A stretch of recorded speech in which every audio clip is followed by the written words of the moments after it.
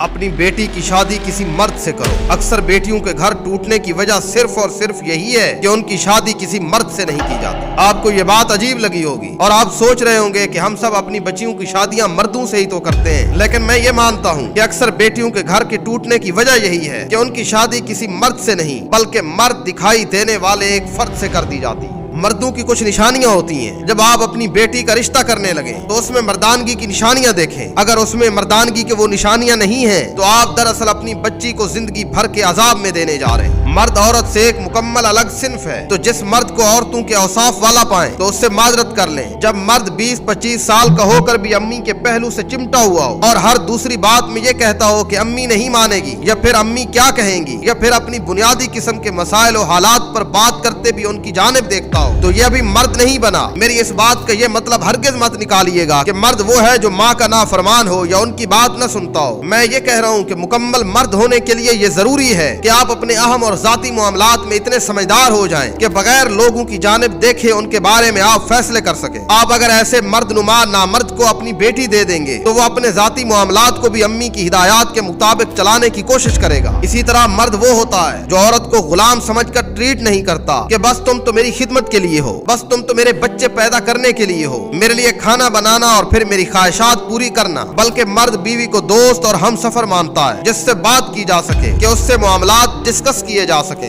मर्द औरत को एतमाद देता है। मर्द औरत को यह बताता है कि तुम्हारी राय मेरे लिए अहम है, मैं तुम्हारी और तुम्हारी राय की कदर करता हूँ। मर्द औरत पर कभी वाशियाना तशद्दुद नहीं करता। वो उससे नाराज हो सकता है, शदीद लड़ाई में नाराज होकर उससे दूरी इख्तियार कर सकता है, लेकिन उस पर कभी वाशियाना तशद्दुद नहीं कर सकता। जिस घर के बारे में पता चले कि वहाँ औरतों पर वाशियाना तशद्दुद किया जाता है, चाहे उसका भाई करता है या उसका बाप करता है, उस घर से दूर रहे, क्योंकि उस घर में यही सिखाया गया और वो आपकी बच्ची के साथ भी यही करेंगे। और असल मर्द वो होता है जो सिर्फ अपने बनाव सिंगार में न लगा रहे, बल्कि उस मर्द में अल्लाह का खौफ हो और अपने ईमान को बचाने की फिक्र हो। बेटी हमेशा उसको दो जिसके दिल में खौफ खुदा हो। वो आपकी बेटी के बारे में भी अल्लाह से डरेगा। तुमने सब कुछ देखा, मकान देखा, डिग्री देखी, तुमने उम्र देखी, शक्ल देखी, तुमने दांतों का कलर तक देखा, तुमने उसके चलने का स्टाइल देखा, और अगर तुमने कुछ नहीं देखा तो वो उसकी मर्दानगी थी और उसके दिल में पाया जाने वाला अल्लाह का खौफ था।